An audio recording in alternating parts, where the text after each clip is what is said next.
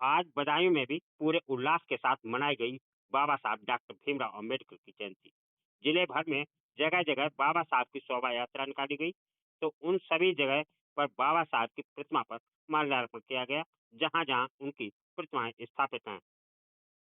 बाबा साहब की जयंती पर बदायूं पहुंचे सपा सांसद आदित्य यादव ने भी अंबेडकर पार्क सहित कई स्थानों पर जयंती समारोह में भाग लिया और बाबा साहब की प्रतिमा पर माल्यार्पण कर नमन किया।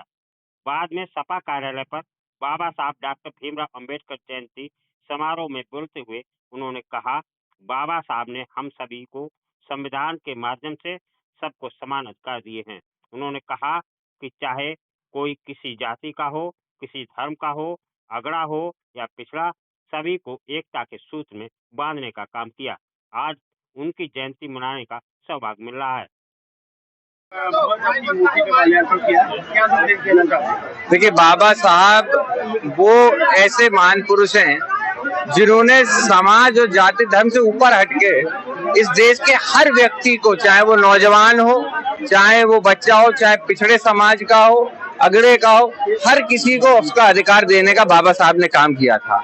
आज जिस संविधान की हम कसम लेते हैं, जब हम एक जनप्रतिनिधि बनते हैं, जिस संविधान की हम शपथ लेते हैं, उस संविधान के रचयिता के आज समक्ष हम लोग यहाँ पे आए हैं, तो आज हम लोग को यही शपथ लेनी चाहिए कि जो सपना बाबा साहब का था कि सभी धर्मों को एकजुटता देते हुए अधिकार मिल सके, तो वही हम लोग करने का काम करेंगे।